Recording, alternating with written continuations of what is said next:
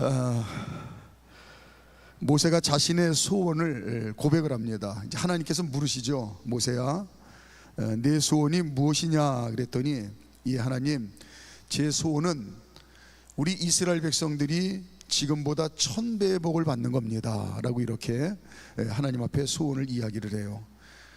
하나님께서 모세에게 이제 물으실 때마다 모세가 계속 반복해서 늘 동일하게, 예 하나님, 제가 말씀드렸다시피 저 모세의 소원은 우리 이스라엘 백성들이 1000배의 복을 받는 겁니다 라고 이렇게 대답한 그 마음을 오늘 짤막한 한 절의 이제 성경 말씀을 통해서 우리가 충분히 알 수가 있습니다. 자, 그런데 모든 것이 그렇지만 이 모세의 말이 정말 그 말과 마음이 진심인지, 이거를 우리는 어떻게 알 수 있느냐면 모세의 삶을 통해서 알 수가 있습니다.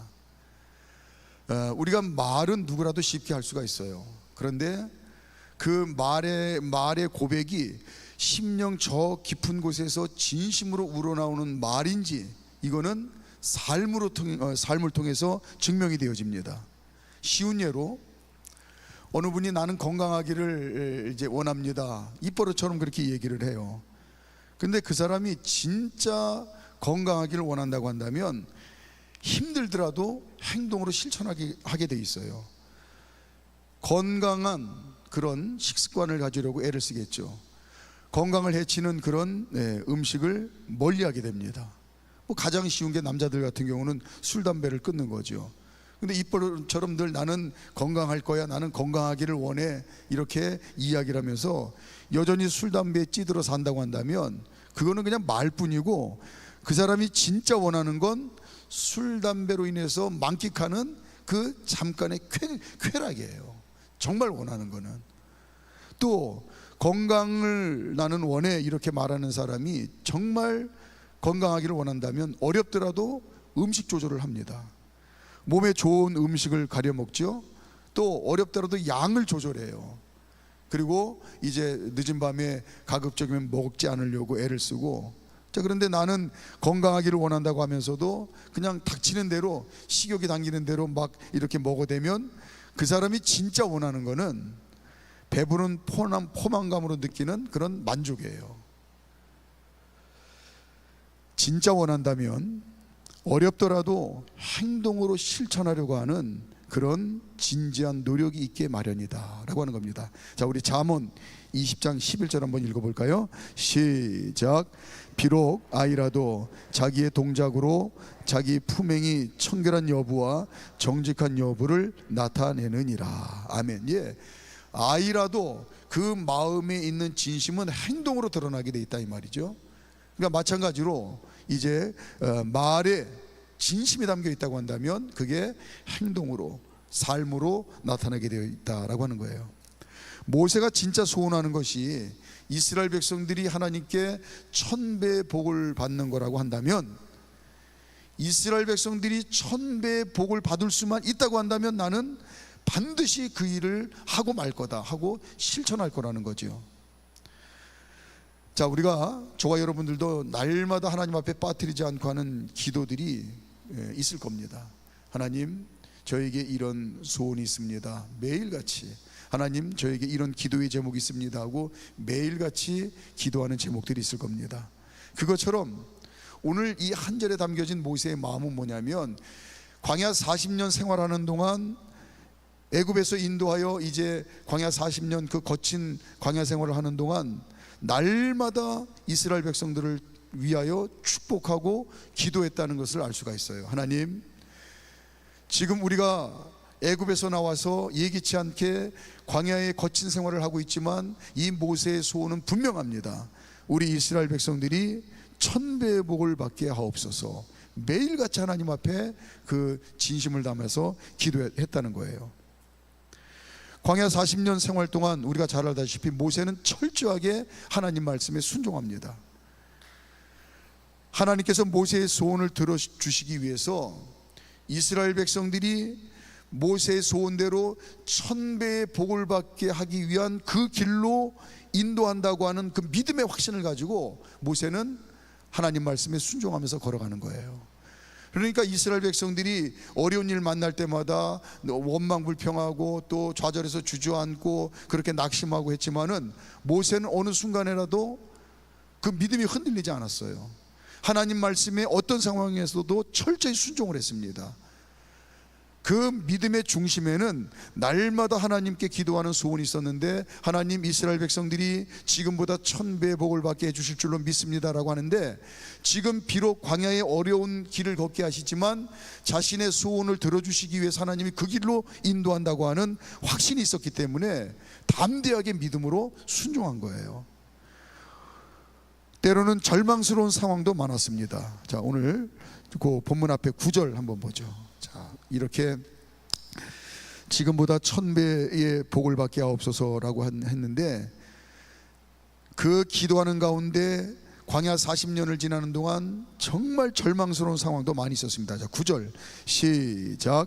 그때에 내가 너희에게 말하여 이르기를 나는 홀로 너희의 짐을 질 수 없도다. 예, 얼마나 많은 그런 절망스러운 상황이 많이 있었는지 그 짤막한 고백에서 알 수가 있어요. 그러나 이 절망스러운 상황조차도 하나님께서 모세의 기도대로 이스라엘 백성들이 1000배의 복을 받는 길로 인도한다고 믿은 겁니다. 뿐만 아니라 절망스러운 상황, 또 말로 표현하기 힘든 어려운 일들도 헤아릴 수 없이 많았습니다. 12절. 자, 오늘 고백에 아픈 절망스러운 상황이 많았다. 12절 뒤는 말로 표현할 수 없는 어려운 일들도 많이 있었다. 12절 시작. 그러나 나 홀로 어찌 능히 너희의 괴로운 일과 너희의 힘겨운 일과 너희의 다투는 일을 담당할 수 있으랴. 자, 그런데 그 어떤 고난 가운데서도 하나님께서 모세의 기도대로 이스라엘 백성들을 1000배의 복을 받는 길로 인도한다고 하는 그 믿음이 흔들리지 않았다는 거예요. 아무리 힘들고 어려운 일을 만났어도. 모세도 인간인지라 때로는 수천 번 수만 번이라도 하루라도 빨리 이 고생을 끝내고 가나안 땅으로 가고 싶었을 거예요. 무서운 그 마음에 유혹이 있었을 겁니다. 모세가 잘 아는 길로 가면 얼마든지 빨리 가나안 땅으로 들어갈 수 있을 것 같습니다. 우리가 알다시피 모세는 지난 40년 동안 40세부터 80세까지 그 힘이 있었을 때에, 그 총명함이 있었을 때에 광야에서 양을 치며 생활했기 때문에 한마디로 말하면 광야 생활의 달인입니다. 자기의 경험과 자기의 지식으로 한다고 한다면 얼마든지 지금 하루라도 빨리 가나안 땅에 그냥 들어갈 수도 있는 상황이에요. 신속하고 안전하게 통과하는 방법을 누구보다도 잘 알고 있습니다. 그러나 모세는 자기 그 40년의 광야의 경험과 또 자신의 판단과 그리고 빨리 하루라도 들어가야 우리 백성들이 고생하지 않는 그런 자신의 급한 생각을 앞세우지 않고 하나님의 말씀과 인도하심에 철저히 순종을 합니다. 하나님께서 모세의 소원대로 이스라엘 백성들을 1000배의 복을 받는 그 길로 인도하신다고 하는 그 믿음이 흔들리지 않았어요. 40년 동안 그 광야의 무시무시한 고통의 길을 걸으면서도요, 광야에서 40년을 헤매는 일이 이게 말로 표현할 수 없는 고난의 길입니다. 심지어는 40년 동안 광야에서 60만 명이 되는 장정들이 다 죽어나갑니다. 하지만 그럼에도 불구하고 모세는 묵묵히 하나님의 인도하심에 순종을 해요. 지금 이 상황도 이스라엘 백성들이 1000배의 복을 받는 길로 하나님이 인도하시는 길이다라고 하는 그 믿음이 흔들리지 않습니다. 수많은 고난을 겪으며 40년째 광야 생활을 하던 어느 날, 늘 그랬듯이 그날도 모세가 하나님께 기도합니다. 하나님, 이 고난 끝에 반드시 하나님께서는 우리 이스라엘 백성들이 1000배의 복을 받게 하실 것을 저는 믿습니다. 기도하고 있는데, 그래서 여기까지 인도하신 줄로 믿습니다. 앞으로 어떤 인도하심도 저는 순종하겠습니다. 반드시 응답해 주실 줄로 믿습니다 하고 기도하는데, 오늘 하나님이 말씀하세요. 그래 모세야, 내 믿음대로 내가 이스라엘 백성들이 천배의 복을 받게 하려고 여기까지 인도했단다.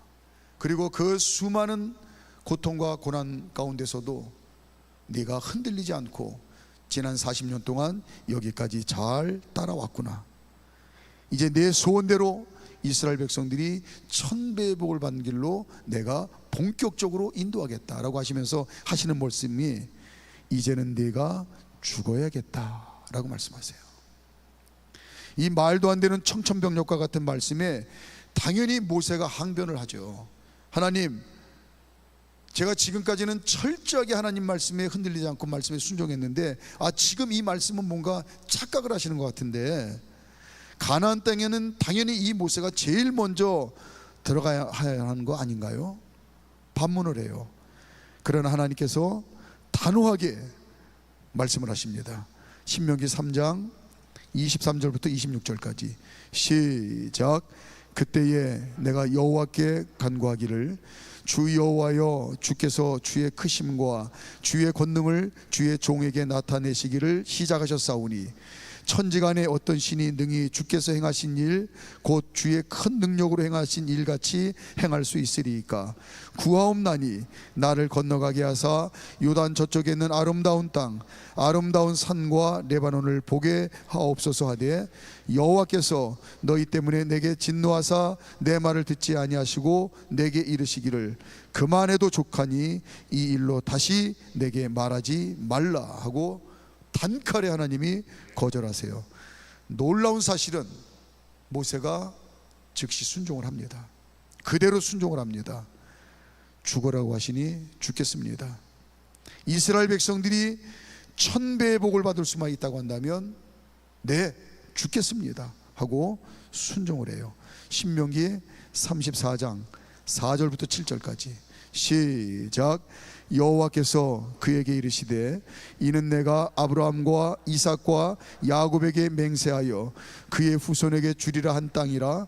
내가 네 눈으로 보게 하였거니와 너는 그리로 건너가지 못하리라 하시매, 이에 여호와의 종 모세가 여호와의 말씀대로 모압 땅에서 죽어 벳부얼 맞은편 모압 땅에 있는 골짜기에 장사되었고 오늘까지 그의 묻히진 곳을 아는 자가 없느니라. 모세가 죽을 때 나이 120세였으나 그의 눈이 흐리지 아니하였고 기력이 쇠하지 아니하였더라. 아멘. 멀쩡한 상태로 하나님의 명령을 그대로 순종을 합니다. 모세의 소원이 이스라엘 백성이 천배의 복을 받는 것이라고 매일같이 지난 40년 동안 하나님 앞에 그 어떤 고난의 상황에서도 기도했던 것이 진짜라는 것을 그의 삶을 통해서 증명을 합니다.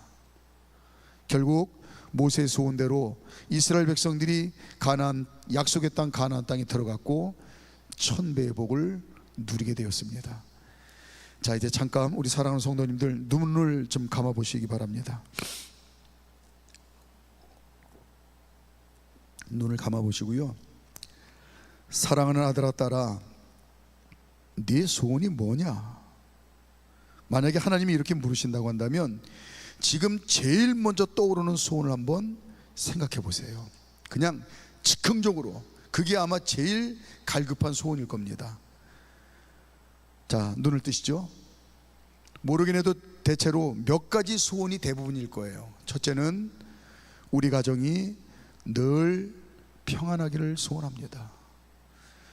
우리 모든 식구가 늘 건강하게 살기를 소원합니다. 선물로 주신 자녀들과 후손들이 하나님 주시는 형통으로 그런 복을 받기를 소원합니다. 넉넉한 물질을 공급받기를 소원합니다. 온 가족이 믿음으로 신앙생활 잘하기를 소원합니다. 오늘 우리 열심히 찬양하고 고백했듯이 우리 옥토교회가 건강하게 부흥하기를 소원합니다. 대략 이 정도의 소원을 생각하셨을 것 같아요. 오늘 본문에 모세에게 말씀하신 말씀으로 하나님이 답변하실 수 있다는 사실을 오늘 마음판에 새겼으면 좋겠습니다. 저와 여러분들의 분명한 소원이 있는데 오늘 모세에게 답변하셨던 것처럼 하나님은 동일하게 답변하실 수 있다는 걸 오늘 우리가 힌트로 붙들었으면 좋겠어요. 내 소원이 그거였구나. 그래, 내 소원이 이루어지기를 원하느냐? 아멘. 반드시 이루어지기를 원합니다. 그러면 내가 죽어야 한단다. 내 소원이 이루어지기를 원하느냐? 아멘. 꼭 그렇게 되기를 원합니다. 그러면 내가 죽고 내 안에 예수가 살아야 된단다. 이 답변 아니실까요?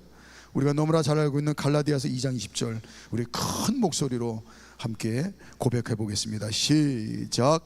내가 그리스도와 함께 십자가에 못 박혔나니 그런즉 이제는 내가 사는 것이 아니요 오직 내 안에 그리스도께서 사시는 것이라.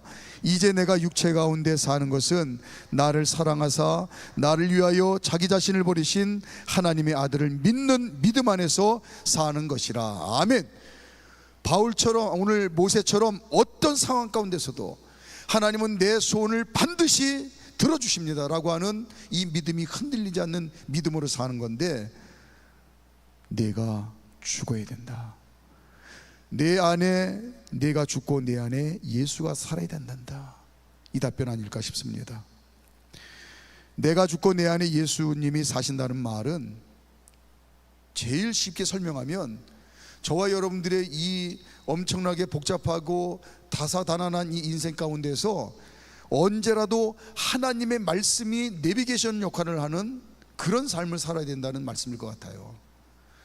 내가 죽고 내 안에 예수님이 산다는 것은 어떤 순간에라도 하나님의 말씀이 내비게이션이 돼서 내 인생길을 안내해 가실 수 있도록, 운전할 때 내비게이션 전원을 켜고 볼륨을 올려야 목적지까지 안내를 받을 수가 있습니다. 그러니까 우리가 수시로 시간을 얻든지 못 얻든지 애쓰고 말씀을 듣고 읽으면서 그 말씀을 붙들고 기도할 때에 하나님께서 깨닫게 하시고 믿어지는 그런 하나님의 뜻에 우리가 믿음으로 순종하려고 애쓰는 것, 이 진지한 노력이 내가 죽고 내 안에 예수님이 사시게 하는 거 아닐까요?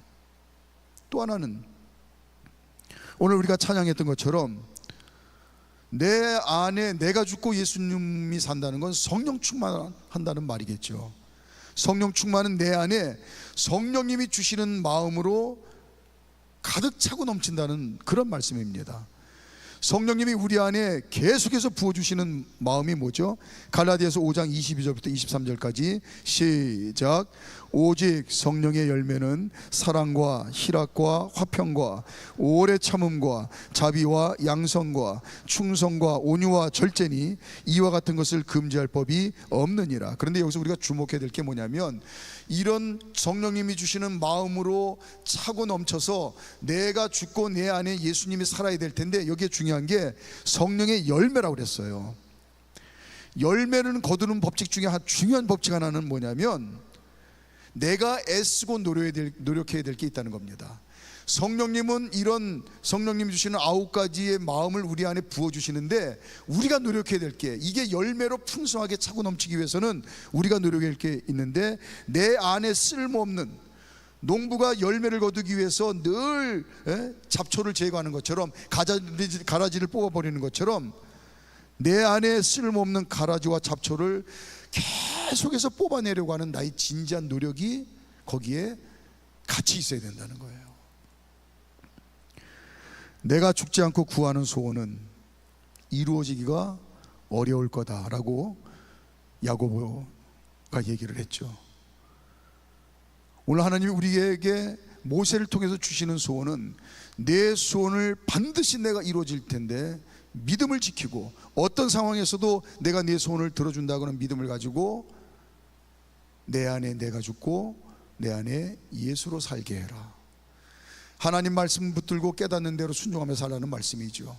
성령님이 부어주시는 마음으로 가득 차고 넘치는 인생 살기 위해서 가라지 내 마음에 있는 불필요한 잡초 다 자꾸 뽑아내라는 거죠.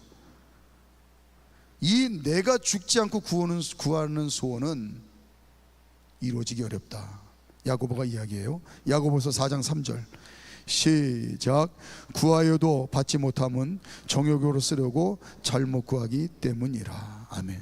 뭐 그런 얘기인 것 같습니다. 자, 이제 찬양단 나와서 준비해 주시고요. 이제 기도할 때 하나님께 마음의 소원을 간절히 아내는 이 시간 되시기를 바랍니다. 오늘도 제가 강조해서 말씀을 드리는데 어렵게 시간 내서 기도하시기 위해서 나오셨어요. 서둘러 급한 마음으로 기도하고 나가시지 마시고 충분히 앉아서 여러분의 마음의 소원을 아뢰고 또 하나님 앞에 또 아뢰고 하나님 앞에 진지하게 아뢰고 또 아뢰세요. 그러면서 말씀과 기도로 깨달아지고 믿어지는 하나님의 뜻에 늘 믿음으로 순종하겠습니다. 그 어떤 상황에서도 하나님 말씀대로 순종하는 이 믿음 흔들리지 않겠습니다. 또한 성령의 충만함을 힘입어 하나님께서 부어주시는 마음으로 살겠습니다. 결단하시기 바랍니다. 그러면 반드시 그 소원을 하나님께서 들어주시고 응답해 주신다고는 약속의 말씀을 내가 믿습니다 하고 이 시간 이제 소원 붙들고 하나님 앞에 진지하게 간절히 기도하는 그런 이 시간 되시기를 바랍니다. 찬송하시겠습니다.